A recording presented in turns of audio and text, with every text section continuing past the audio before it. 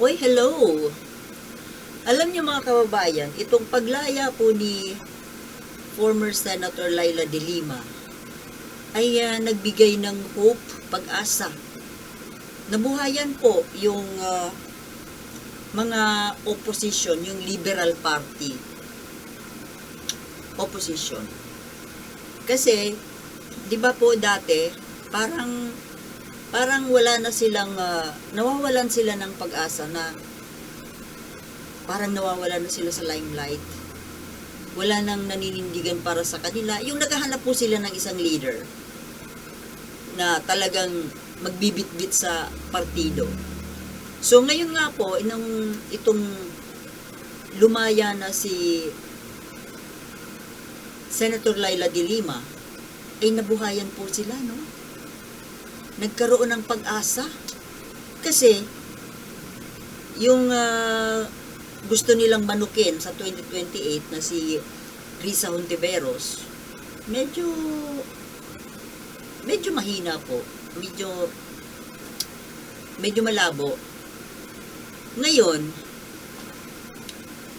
nito po na nakalaya na nga po ito si Madam Laila de Lima, na nakita natin na napaka-feisty niya, napaka-ballistic, matapang. At ngayon nga po, siya na yung ginawang spokesperson ng Liberal Party. At hindi po malayo na, sa bagay, malayo pa naman, 2028. Sana nga tumakbo siya ng senador, ano? Pwedeng manalo siya. At ako po, magbibigay po ako ng aking opinion, ano? Ito, opinion ko to, ha? Since yung Liberal Party po ay walang, pero excuse me, pro-Marcos po ako. Kaso, ngayon po, di ba parang nagkakaproblema ang Marcos camp na pwedeng manukin sa 2028? Kasi nga po, naniniwala din sila na medyo mahina ang appeal ni Speaker Martin Romualdez sa masang Pilipino. Kasi, 'di ba, dapat kasi may charm sa mga ordinaryong mamamayan. 'Di ba? Kahit na sikat siya, may mga ginagawa siyang mga pamamaraan ngayon, pero marami po ang nalalabuan na pwede niyang maipanalo yung itong government party, administration party. Kaya nga po naghahanap sila ng pwedeng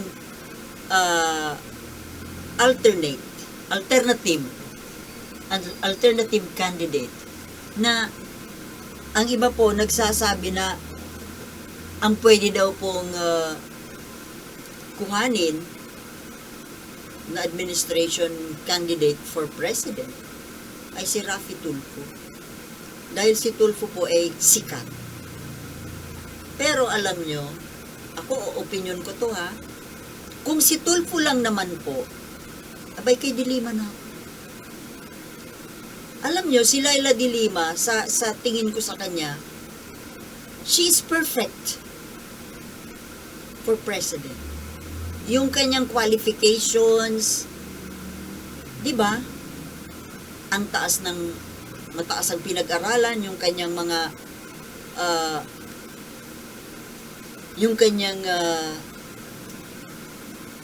resume, curriculum vitae. Biruin mo, naging law professor, DOJ secretary, human rights chairperson, tapos naging senator. O, di ba? Napakalaking, ang daming qualification, mabigat yun. Kahit na ikumpara mo sa resume ni Sara Duterte, walang sinabi. At saka isa pa, kaya nakikita ko na maganda pong maging Pangulo si Laila de Lima dahil una, matalino, malaki ang wide ang experience sa government, humawak ng matataas na posisyon, may pinag-aralan, mataas, matalino, at matapang. Diba? Gusto natin, ang hinahanap natin sa isang magiging leader ay yung matapang. Kamay na bakal. Ito po, si Laila de Lima, ito ang pwede kong tawagin na babaeng may balls. Agree? Not Amy and Sarah. Na sabi kasi ng mga tagahanga nila, dalawang babae daw na may balls. Si Amy Marcos at si Sara Duterte. My goodness! Alam nyo, kung sakali lang po na walang makuhang administration candidate itong kampo ni Pangulong Marcos, imbis po na wag naman pong si Tulfo, my goodness! Kung sa pinag-aralan at pinag-aralan lang, ang layo. Wala. Sa ugali, sa experience, sa government work, wala. Talaga pong mas gugustuhin ko po, mas pwede pa na si Laila de Lima kaysa sa Tyra Tutulfo. At ito imagination ko lang, no, na pag-uusapan lang. Pwede namang de Lima for president, then Martin Romualdez vice president. Di ba? Pwede naman yun. Pwede yun. Ang isang plus pa dyan, magiging unit team tuloy yung Pinklawan at Pulahan. Di ba mga kontra Marcos sila? Itong opposition nga sila eh. Opposition party, liberal. Pero, walang imposible, di ba mga kababayan? Kayo, ano po sa tingin niyo? Kasi ako, kasi tingin ko po, magiging magandang pangulo itong si de Lima. Matalino, matapang. Malawak ang karanasan sa trabaho. Attention! PBBM and First Lady. Sana nga, de Lima Romualdez.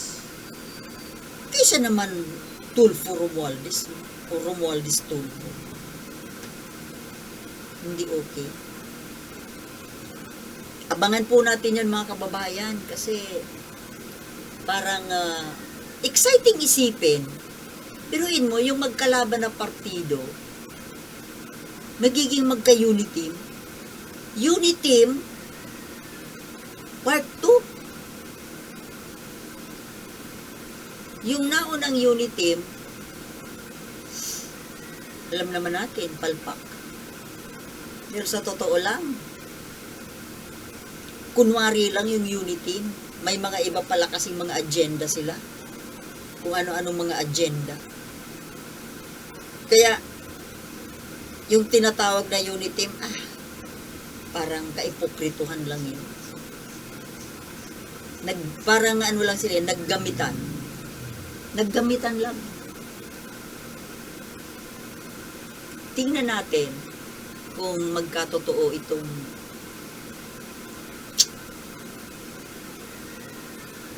Unit Team 2.0. Mas okay naman to. Kasi sa tingin ko po, mas si de Lima mas malapit ang isip at puso niya sa trabaho sa kanyang trabaho at duty para sa bayan. Kesa yung mga agenda nila Gloria, nila Duterte, Sara. Di ba? Agree? Ewan ko sa inyo, pero ako po, yun po ang nakikinikinit akong magandang pwedeng mangyari. Agree man kayo o hindi, opinion kayo. Okay? So, hanggang dito na lamang at parang masama ang timpla ko, ang pakiramdam ko. Lagi akong nauubo. Actually, hindi ako nakakatulog masyado. Ay, bakit ko ba kinukwento? Sige na po, nauubo na ako eh.